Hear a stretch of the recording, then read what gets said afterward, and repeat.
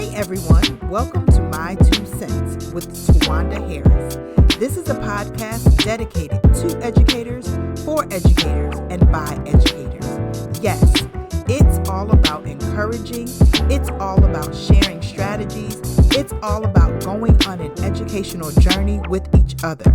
You are not alone, and I hope that when you finish listening to this podcast, you feel like you went on a journey with educators around the world. Thank you for tuning in to My Two Cents. Hello, everyone. I'm so excited to have this conversation with the power couple. I hate to say the power couple because it's kind of like I can't say Luz without Carla and Carla without Luz. You all are just amazing together. But I wanted to have a conversation with you all to let folks know how awesome you all are and the work that you all are doing. And so I always like to start off with the first question of, can you please share your teacher journey with us? All right, I'll begin. Thanks so much for having us. We're so thrilled to be in conversation with you. I'm Carla España, and my teaching journey began in New York City. I moved to New York with my mom when I was 5 from Chile, and they had placed me in a school that didn't have any bilingual programming when I was little. I started kindergarten, and then on Saturdays, I would go to the school in Spanish. So through my childhood, like schools didn't really reflect the reality of how I navigated language in my life. And that kind of, I believe it planted a seed in my interest in to become a teacher. So that eventually led me to start teaching in a school in Harlem. I was a 6th grade bilingual teacher. I started in transitional bilingual programming. And then my school started a dual language program that I taught in 6th grade. And then eventually I taught 7th grade 1 year there. So that's my Dominican students, Mexican, Puerto Rican students there, they helped me grow in my Spanish, and I'm always quoting them. I eventually did my research in a New York City neighborhood because of that start of teaching led me to have so many questions about how best to support students who were like me learning English, right? So that's where I started teaching, and I had all these questions. I went to the grad center in New York City to kind of learn more about that. And I started teaching teachers through a lot of workshops, through a Teachers College Reading Writing Project, and then at Hunter College and a lot of other colleges in New York City. So my teaching journey started with 6th graders, then it developed with adults, and now I'm back in the middle grade classroom. Wow, it's like a circle. Listen, my heart is full. My feet are tired. My heart is full. I'm with 7th and 8th graders right now at an independent school in New York as a dean of grade 7 and 8 and language arts teacher of 7 and 8. Oh my goodness, they are so lucky to have you. Oh my goodness. I remember just having conversations with you about the summer program. Remember? And you were doing the summer program, and I was like, I want to be in it. I want to write too. I want your feedback. I want the inspiration. It's just amazing just to hear all of the great things that you're doing with young adults. I say young adults, they think they're adults sometimes, but they're really not adults, the young adults. But it's good to just have someone that has a heart for this work. All right, Luz. Yeah, well, thank you again for having us, Tawanda. For me, I always think about my teaching journey that it began also in New York City, but actually it really began a little bit earlier during undergrad. I used to teach ESL to adults, actually immigrant day laborers around job centers in LA, where I'm from. And so every Saturday we would go to these job centers, and it was all men, while they were waiting for jobs, we would actually teach them English as a second language, ESL, but also Spanish literacy. And so that's where my teaching journey, I think, began. And that's where the seed sort of got planted in terms of like the kind of career, the kind of journey or path that I wanted to follow. And that led me to New York City. And I started my teaching career there as an ESL teacher. And I taught all grades from kindergarten to 6th grade. And my students were from all over the world. I had students from the Middle East, from several countries in West Africa, from, of course, Latin America, the Caribbean. And so in my classroom, I could have students that were speaking 8 different languages. And I always felt like I didn't feel like I was prepared enough to support them all. And I felt like one of the things that I could do is pair them up, right? So that they can speak with each other, that they can support each other, and I could support them as much as I could. And that's what led me sort of develop these questions, like, how do I teach multilingual, bilingual children best? How do I approach this? I don't know what I'm doing here. I need to know, like, what I can do. And so eventually that led me to pursuing my doctoral studies in with a focus in bilingualism and bilingual education. So there was a shift that went from ESL, right, teaching English as a second language, to pursuing this sort of pedagogy that focused on developing students' bilingualism or sustaining, right, their bilingualism. And that's where I met Carla, and of course our mentor, Dr. Ophelia Garcia, who has completely shaped everything that we do. That's awesome. That's so awesome. And I really like that the start was before there was any money attached to it. Like, you knew right then and there that this was your calling when you would teach ESL when you were in college, right? And so as you were going in and you said, this is something that there's a need, I love it. And that's one of the things as teachers, that if you don't love it, if it's not, a passion, it's going to be a hard road, because it's a challenging profession to be in. You're dealing with human beings with different factors, with different backgrounds, with different experiences, and we're trying our best to figure out how to best meet their needs as well. And because of our passion, because of our love, we know that it is valuable, that it is important for us to do that. So I think that's really, really awesome. So both of you all talked about just that love of being in the classroom and, trying to figure out what's best for your students. Can you describe, and it might be hard, or you may have had the privilege of having your students tell you, how would you tell me that they described your classroom? That depends. It was like my first year teaching or now, like that would be very different. Maybe like a mid, like I feel like I have some students I need to go back and apologize to. So let's not do the first year. Okay. Yeah. So actually I want to say what the first year, because I think it shows a big shift and kind of the importance of professional growth that always happens as a teacher. You never stop learning. So I was described by some students my first year teaching as mean fun. Mean fun. Why? Because they make this big mistake in these accelerated teacher preparation programs. I was part of New York City Teaching Fellows, of giving you a set of texts and workshops in the summer when you start. You've heard of like the first days of school, or teach like all these teach like a champ, like those kinds of books. And there was this list of like, don't smile until December kind of stuff, right? And then one of the teachers I was placed to like learn from when I started was just very boot camp in their approach to students. So I learned real quick that didn't work. Like, students were doing things out of fear. It just didn't feel like me. It felt like I was trying to fit into this box that somebody else said I had to be like. And now the big change is that my classroom and my teaching is described as more relational.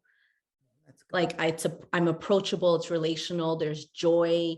I don't even have my own classroom now because I only have 2 sections. So I use another space that other teachers use at the school. But I set up my office as a library. I brought all my books. So both like the learning space where I teach, and also just I'm constantly with my middle grade students in the hallways and hanging out with them during their free time. They see that I'm approachable and that I want them to enjoy. And I think the other thing I put in my curriculum night for families on my presentation was that we're reading for text analysis and for life analysis. Oh, I like that. So a lot of the reading and writing work, and I put that on my slideshow for the families, was I'm not only going to teach them reading and writing skills, but these are skills for life. I want them to know how to navigate the world and express themselves. So I'm here to support them with that. So yeah, big changes. So I'm glad I've learned many lessons, and students have taught me that. Yes. So very approachable. I can see that. I can definitely see that. Luz? Wow, for me, I haven't thought about that in a while. I started teaching, well, officially in New York City public schools in 2005. And so when I think about what my students thought of me, I taught for about 7 years in the classroom, and then I went to focus more exclusively on my doc studies, and then I started teaching higher ed. But I think my students would describe me as like really, really nice. I think that was like one of the things that I always got. You're so, they were like, you're so nice. And like, and I think, I mean, I am, right. I don't have a reason not to be, but it was interesting because I didn't necessarily have my own sort of group of students that were just, and I don't know if this sounds weird, but just my own, right? I kind of like Carla just mentioned, like I was a teacher that had to take students from other classrooms and bring them to my ESL space, right?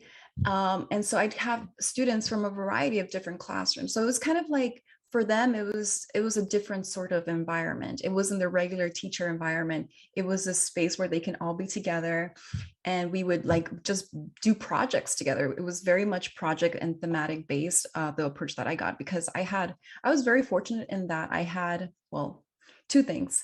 I felt like I didn't have very much direction, number one, but on the flip side, I also felt like I had a lot of freedom to do what I wanted. And I was able to, use the books that I had in my classroom to try to create different ways to approach my teaching, because I kind of had to create this from scratch. And yes, there was a point where I did have some sort of prescribed curriculum specifically for ESL students. But then after a while, I was able to just kind of ditch it, and just say, forget it. I'm not liking this. This doesn't feel right. Let me just do it something different. We're just started project based. So I feel like my students would describe me as nice. They would have described me as fun. And, it was kind of like a bit of a break, if that makes sense, from like their regular classroom routine. And so it was an interesting and different context, but yeah, it was definitely a lot of fun. I miss them so much. And it was just so different because I was teaching from kindergarten, right, until to sixth grade. So I had the whole spectrum. Uh-huh. And so that was kind of cool to be able to witness kind of like the different ways that students just think and act. And you had like a little bit of middle school, just a smidget, like the sixth grade. And the fact that they would say nice, which I can totally like, I would feel very calm in your classroom. Like, okay. So it's always interesting to hear from someone. How would your students have, described the classroom? So just hearing your stories about how your students would describe you, it seems like I personally can make the connection of this inspiration, the inspiration behind your beautifully laid out book in Comunidad, excuse me. And I think that it's such a gift to the education world. I've taught in spaces where we had a very large number of ESL students. And like you said, Luz, just the lack of support sometimes, if you're not a strong teacher, you kind of don't know how to do this work. And, it's great that you all were strong in this, but unfortunately, there aren't always a lot of tools and resources and professional learning to provide quality, meaningful instruction for students. So I would like to hear from the both of you all your inspiration behind your book. Go ahead, Luz, you can go first. I've been going first. So inspiration for our book, and we talk about this all the time when we do workshops, when we talk with educators across the country, but we think about all of our experiences, right? Of course, we have to think back on our journeys, and thank you for asking that to start off this podcast. But we think about our own experiences as learners. We were emergent bilingual learners, right? Both of us were not born here. Both of us learned English later on. And so, and both of us kind of had just different ways that we were able to, that our bilingualism was nurtured and sustained. So we think about those experiences, and then we think about, well, what was our teaching journey like? What was it that sort of shaped us? What experiences, what people, places, right, help us shape the approach that we take in writing and in our work. So we think about all of those experiences combined as emergent bilinguals, as teachers, as teacher educators, right, as researchers, and all of those experiences together led us to sort of think about, well, what do we have in common, and what do we know, what have we learned across all of these years, and how can we share that with others?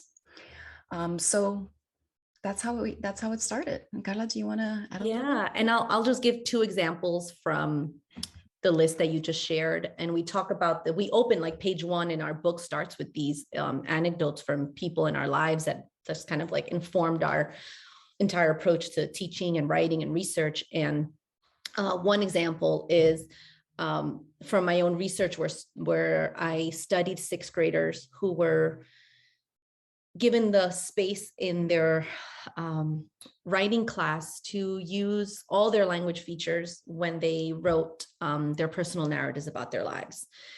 And I did some interviews. I observed the classes, and a word that came up frequently in the interviews was desahogarme. And I titled my dissertation Escribiendo para desahogarme, like a writing workshop with 6th graders. And that word desahogarme is like to release yourself, to unburden yourself. And 6th graders use that word, desahogarme, to really, when I asked them, why did you write this way? Why does your writing include, I see a few like words from Dominican Republic, or this kinds of Spanish, this kinds of English from this neighborhood here. And so those kinds of experiences of what children taught us, and like the freedom that children felt to be their full selves in spaces of learning when teachers, librarians, administrators created spaces for that to happen. That was our inspiration. We wanted to highlight that. We want to see more of that. And the other example is, unfortunately, too often in our teacher education experiences, we get students who want to become teachers, but especially to teach bilingual, multilingual children, but they come in with a lack of confidence. There's a lot of shame around their own language, around their history. And it's not the students who are white and studied Spanish in Spain. They come with a lot of confidence. They've walked with a lot of privilege, and they're like, yeah, I studied abroad in Spain. I'm ready. I want to teach in Spanish. Like, hire me. And then you have students who are from Dominican Republic. We talk about one from Honduras in the first chapter of the book, who in their own student teaching experience, my student from Hunter College, when she was at the school in New York City to do her student teaching, was told by her white mentor teacher who learned Spanish, that her Spanish wasn't the correct one, and neither was a Spanish spoken by the Black and brown children in the class. Wow. And I wish I could say that was like a standalone, isolated incident, but it's not. And it comes up not only in my conversations with Luz, could it be like, she'll be in California and be like, this is happening in like here, this is happening in New York. And then we're doing workshops across the country, and we're hearing from so many people. We have like emotional moments where we're talking with all these teachers who are like, I was made to feel like I'm not good enough. My Spanish is not good enough. And we're still talking about like a colonizer language. Like, this is even worse when we're talking about other languages, whether it's like indigenous languages that are, so I'm really moved to create spaces where teachers won't feel that way. And we got to talk about this. We got to be explicit about why language practices from our teachers from Dominican Republic and Puerto Rico are interpreted in ways that are different than others. And then we name that, and we talk about racialized language hierarchies and the work of Dr. Nelson Flores and Dr. Jonathan Rosa on looking at how we can't talk about language without talking about race. Mm-hmm. And how the language practices of folks who are coming from communities that are language minoritized communities will be interpreted differently. Yeah. And we got to name that and change that narrative in teacher education programs. Yeah. So those are very big push for us. It's like, we can't just stay silent and be like, all right, it happened in my class at CUNY and we had these teachers are talking about that. I'm just going to grade their papers and the semester's over. Like that can't, no, we have to talk about this at a larger level.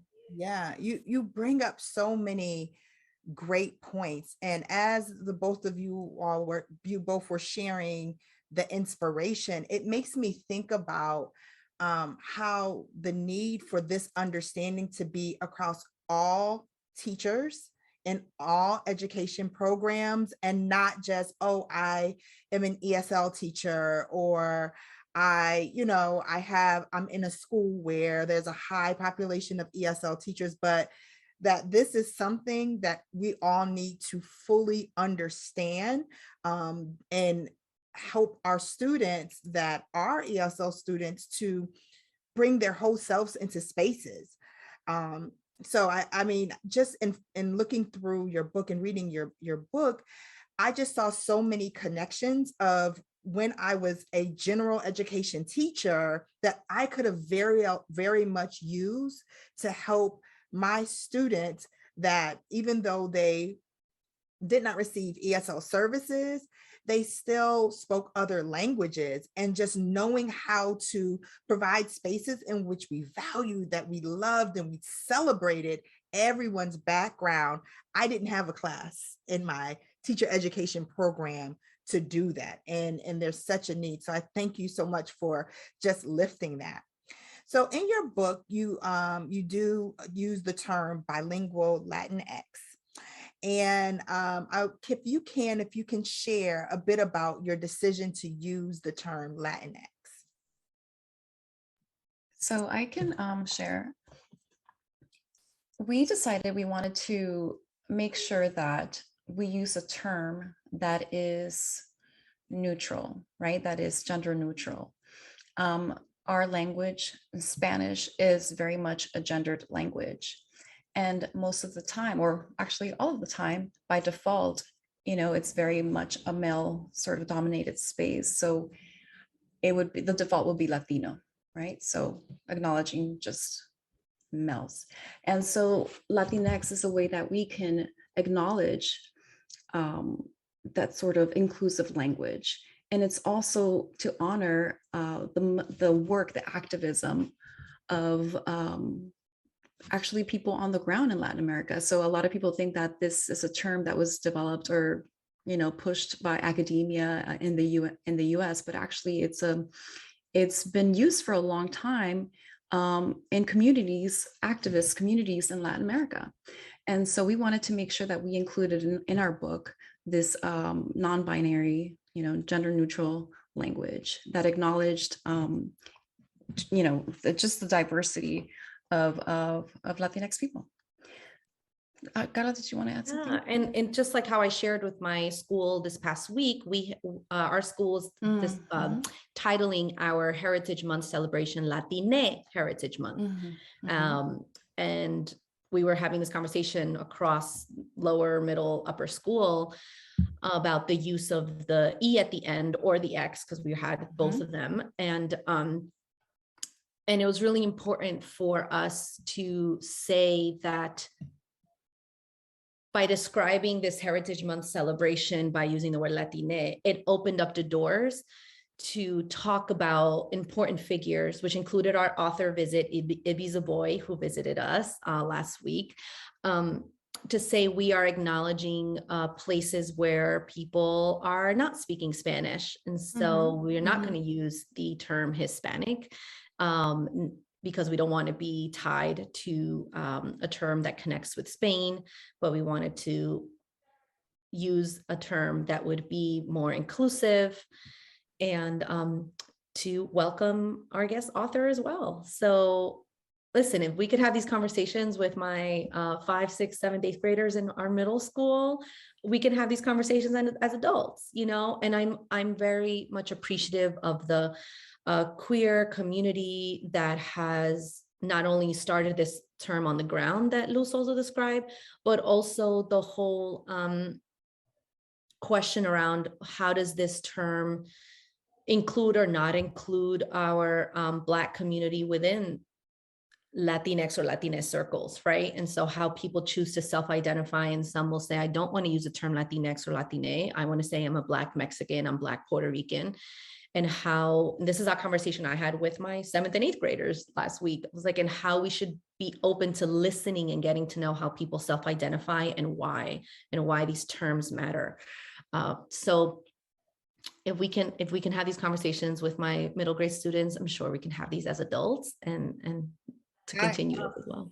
Yes, definitely. And, I just really like how you said the listening piece, like that listening, just really just listening. I think that even as adults, we sometimes struggle with that listening part because we believe that our opinion and our perspective is the only perspective that is welcomed into that space, but we don't realize how our biases and our personal experiences and the media plays into our assumptions about what things should be and, what the norm is supposed to be. So it's so awesome that you're having these conversations with your students. Like what are some of the things they're saying as you're talking with them? At first, there were a lot of questions. They were like, how do you pronounce this? Why do I see with an X? There's not an O, where's Hispanic? So for me, it was one important that I didn't want to put on the spot, like the one Latinx student in the group or the one Latinx student in the class or in our homeroom, because we had these conversations in study hall, in the hallway, in our homeroom. And I was like, no, I don't want that to happen. So I will start us off and whoever wants to keep adding on and adding questions. So first, they just had a lot of questions. And second, the way we were having the conversation was around providing historical context. Where are these terms coming from? Who is using these terms? And then also giving them like context of different people. So every day we have a diversity, equity, and inclusion fellow. It's a new position because the school has a whole strategic plan on like, what are you going to do to talk about these topics? Especially there was a whole movement of Black at these schools. It was Black at fill in the blank, and it was the name of the school. So yeah, or queer at, and then the name of the school. So based on that, a lot of schools made some changes, and our school had a strategic plan that was like planned way before 2020, but once 2020 summer and this movement just gained traction, they were like, we're going to make this happen. And one of those things was, let's create a new position. I was like, yes, you can't just have ideas. You want to have like people. So we have this wonderful DI fellow who every day is sharing posts on notable inspirational figures. So not only talking about terms with children and history, but also who are people that we should know about and celebrate. So I just submitted my entry for Arturo Schomburg. I was like, I think kids should know about Schomburg. Awesome. So yeah, the little things, we're trying. Yeah, I think that is something that across the country, it was like a wake-up call, of course, once COVID hit, and then all of the injustices that surfaced, not that was the first time it happened, because we know good and well that craziness was happening well before it surfaced and bubbled over. But as a nation, we were at home watching TV together and experiencing these things. So it was like amplified. And so, of course, a lot of organizations chose to take action, and, some it kind of fell off like, okay, everything is settled down. It's like, no, we still have these issues. Like there's still problems. So I do what, good for your school that they are honoring and the position, and really learning and providing the space for you all to grow and understand together. So that's pretty cool. All right. So now, I'm sorry, Luz. I think Luz, you were going to say something. I was just going to say that we actually had a conversation with HMH Unidos event, in an HMH Unidos event a couple of weeks ago, and we were asked this similar question. And one thing that I wanted to just make sure to add is that language is always changing and evolving, and we have to be open to that change. And so perhaps our next book, we might decide that Latinx is not something that describes, the experience or how we want to identify accurately, maybe we want to change it. So I think it's important to be open to that change, and not be stuck in our, in whatever ways that we think are the best ways. So that's all I wanted to say. Oh yes, no, that's not all. That's an amazing kind of closing. That is definitely something, because as teachers, what do? We kind of sometimes get stuck in, this Sure. is how I've always done it, and this is what I've always known, just like, math facts or teaching math. You have that old school teacher that's like, I am not doing this new math. I'm just not going to do it. In our students are like, I don't want to do it that way. And it's just really being open to just the change and the evolving of education, because our students are ever evolving. They're absolutely with different experiences, different understandings and all of that. And I mean, just that's awesome that you all are providing a space to just talk. Like, that is important. That's a space to have these conversations, because there is not a right or wrong. It's not black and white. It's gray, it's messy. And, it's one of those things where we all are kind of rolling up our sleeves and just having conversations, but through that, empathy, compassion, and you know what comes out of that too? All these conversations reveal our teaching philosophy. Oh yes. And we do a lot of that work in teacher programs. But like, I had a conversation with, and we're talking about in Comunidad, I was helping a staff who was hired to continue my work when I left higher ed in one of the colleges I worked at in New York City. And I was telling her about my book, and she completely disagreed with using the term Latinx. And she's like, well, I believe that just distorts the language of Spanish, and it should be just use Latino, because with the O, you include everybody. And I was like, well, actually, based like the way I approach teaching, I want to be more inclusive with my language. And part of my philosophy of teaching is inclusion. And so I want to make sure that the way I talk about groups of people is using language that's inclusive. And this is why, with Luz, we decided to use this term. And then this instructor was, and this is a Puerto Rican instructor who was just very much, her philosophy was based on what the Real Academia Española decides from Spain of what is legitimate language, right? Wow. So it was an interesting conversation, but we have very different philosophies. Like, what's our foundation for teaching, right? So. Yeah, no, you're right. I mean, our beliefs and our values really shape how we approach our interactions with our students. Like, I think that's really, really important to call out and name. And sometimes there's a rub with what we're expected to do versus what we believe and we value. So, this is a great space, a great transition into this next question. How do we help, how do teachers go about finding like thought partners and working collaboratively to engage in this very important work? Oh, wow. Well, I think there's so many different ways to go about it. And I think, just this collaboration right here, right, kind of goes to show, for example, the power of social media to kind of find your community. And well, Carla and I met in grad school, but it was our mentor, Ofelia Garcia, who connected us and said, you should write together. I see a lot of themes that are connecting across your work. Write together. And then we're like, oh, all right, well, let's get started. In the summer right after graduation in 2017, we met up in Bryant Park one day and started drafting things out. Remy, my son, was with me. He was kind of playing by the carousel and we were working, and he was, just kind of running all around. But we were sort of just trying to lay the foundation, and that's where we started. So I think for me, I'm very fortunate to have met Carla. She is one of my best friends now, of course. I went to her wedding, and so I think it's just so wonderful to get a chance to work with somebody that's so, brilliant and kind and amazing.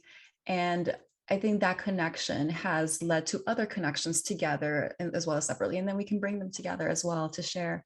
But for me, I would much rather work with somebody else. It's really great to have another person to kind of help you workshop some of your ideas, and just kind of brainstorm with you, and just offer their insight. And Carla's really great about, thinking about anecdotes and details about things.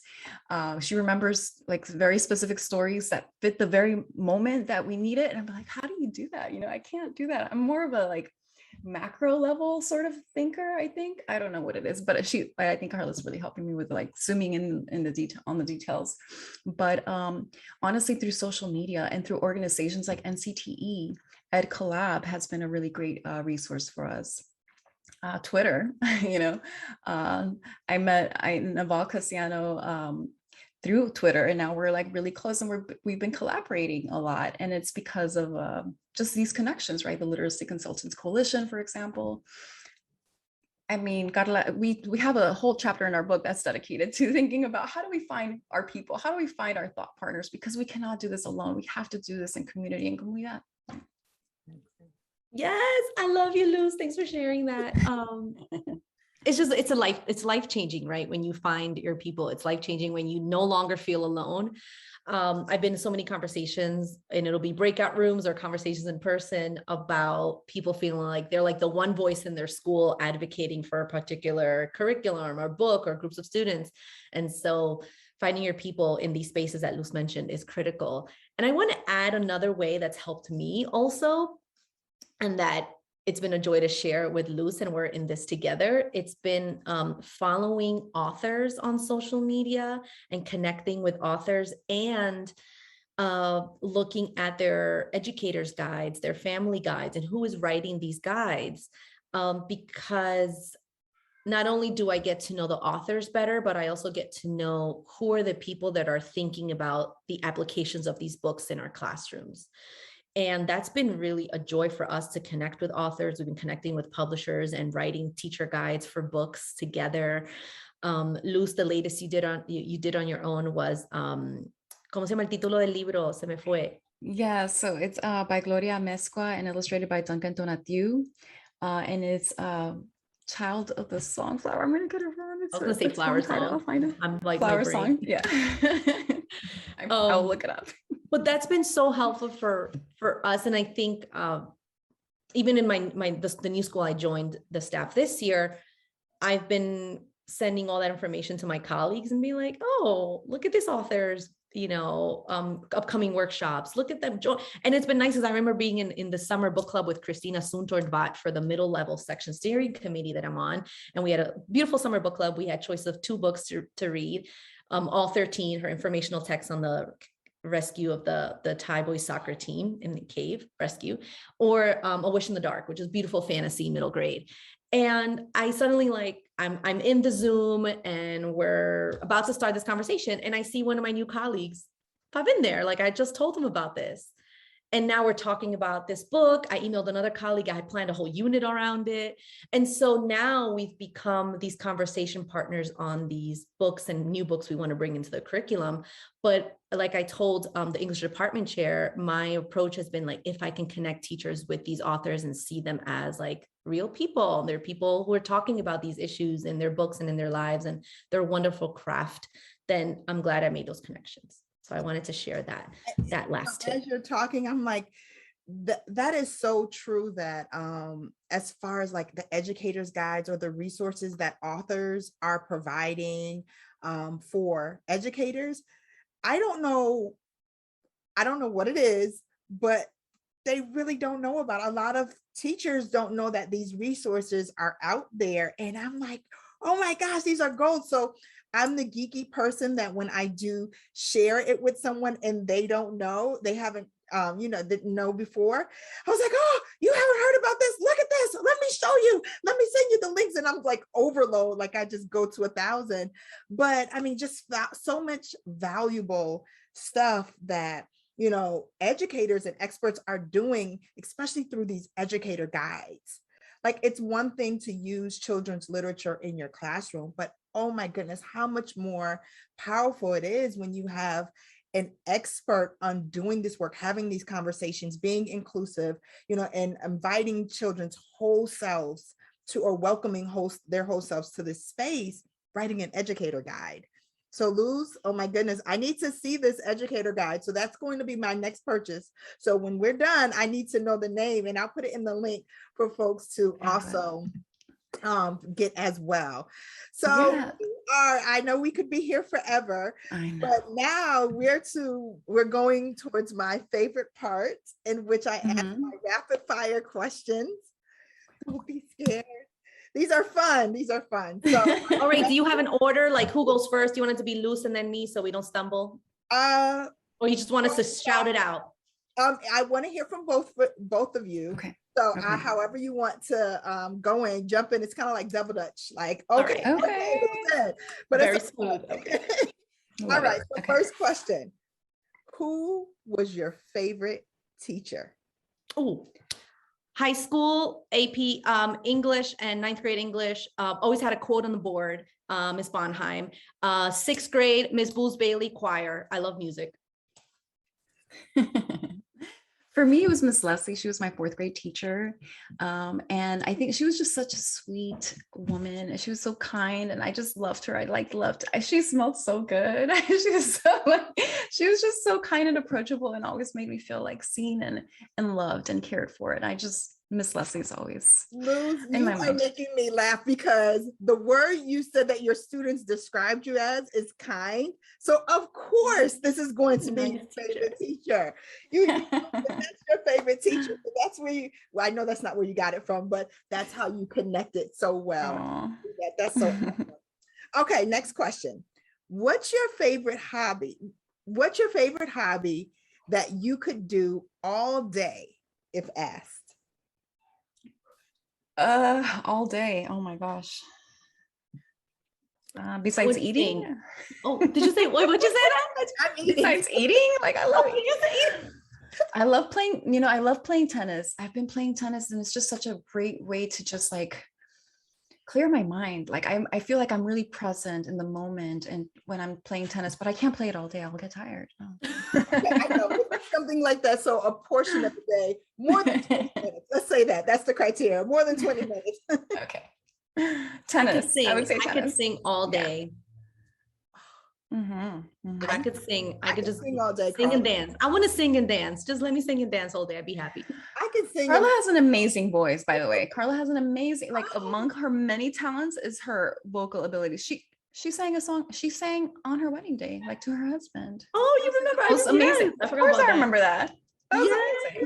Listen, next book, we're gonna have like some kind of music with it. It's happening. Yes. I've been thinking about this. Support that. I'll listen to it. Now you don't want me to sing it.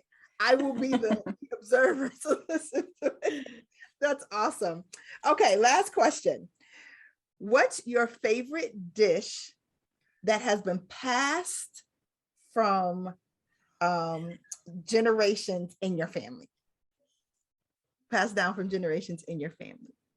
Okay, I think I can start. For me, it's chiles rellenos. There's stuffed chili peppers, like poblano peppers, not the regular green pepper. It looks like a green pepper, but it's a little bit darker in green in the color. Yeah, so chiles rellenos, my great grandmother made these, my grandmother made these, my mom is amazing. She's an amazing cook. And so to the point where I can't go to Mexican restaurants because nothing is good, nothing is flavorful like enough, and and I know how to make them. It's a labor of love. So I don't make them often. I make them maybe once every couple of years, but that's my number one request. I want some chiles rellenos. And my mother is just an amazing person, an amazing cook. And she will do that every time I ask. So I love her for that. I feel like when I go to California, Luz, say, hey, can I just stop by? You're welcome. Absolutely. I will have to say one of the many dishes my dad makes, empanadas. He makes empanadas really great, like patties with carne, shrimp, sometimes different ones, queso, and he's just wonderful. We all live together here in this multi-generational arrangement we have here. And I love showing my child now the process. So when he's like making the dough and getting everything ready, like I'm holding my child, I record, she's like watching all the steps. So I'm hoping she learns, soon. Now, can you cook them? I can. I just like I always prefer just waiting for my dad to finish. It seems like another labor of Yeah, love. absolutely. When I make them, I just go to the supermarket and buy the dough. Like I get the, and I'm like, okay, I'm just gonna cheat. And he's like, no es lo mismo. And then I try to show him all the like cooking and baking shows and whatever's, popular on Netflix. And he like critiques everything. He's like, no, they're not doing it right. So I'm like, no, I don't want to do this in front of you either then. Yeah, my mom, she makes the best collard greens. And Luz, to your point, when I go anyplace else, I'm like, Right, exactly. well, but the labor of love, yes. She buys them fresh, she cuts them, cleans them, everything. I mean, it takes all day. Me, Carla, I'll go to the store and buy a bag of cut, cleaned collard greens. And then I'll put it in the crock pot because I don't want to stay there. I need help. Yes, at least we have the recipes for the generation, but that's really cool. To think about that. My son says I need to go on a retreat to my mom's house to learn how to cook. Isn't it horrible? I said, I didn't even say visit. He said retreat. Retreat is like a lengthier stay. And that's what I understand by retreat. Learning experience. Yeah. No, I'm not doing it.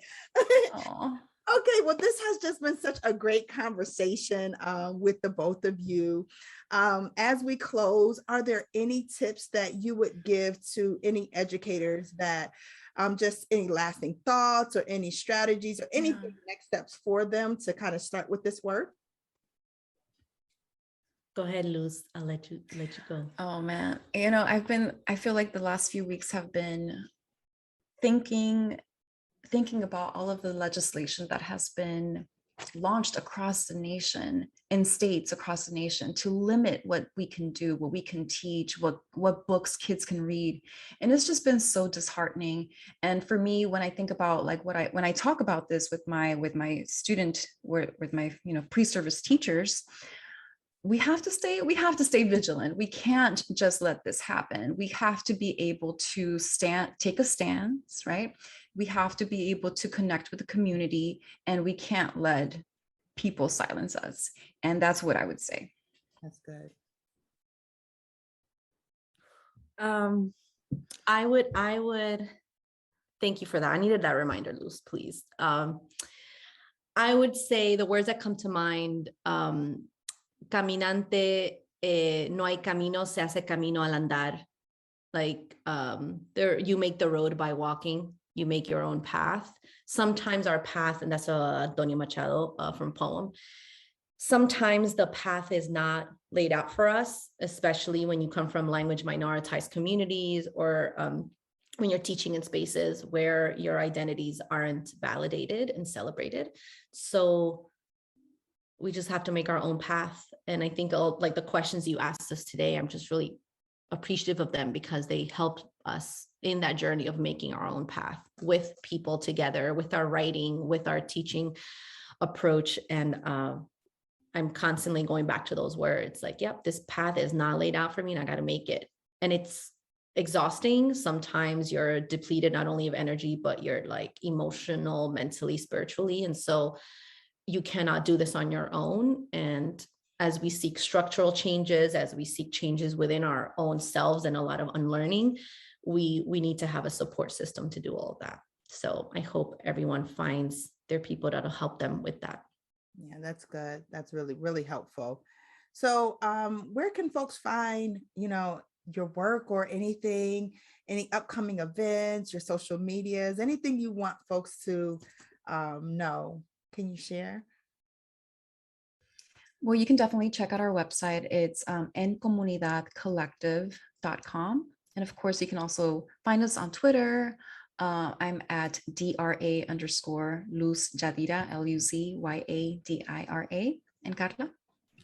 I'm on Twitter at Profesora Espana, ESPANA. And also we are on Instagram with En Comunidad Collective as well. Yes, I love your posts. on Instagram. We Okay. love yours. Thank you, thank you, thank you. All right, so thank you so much again for just sitting down and having this conversation. Hopefully listeners will walk away with the many jewels that you have sprinkled throughout this podcast so that we can work together to just center our students' voices, not just one group, not just two, but all students' voices, and just create spaces that we welcome students to bring their entire selves. Like, how liberating is that, even for us as adults? So thank you again. And to my listeners, happy teaching.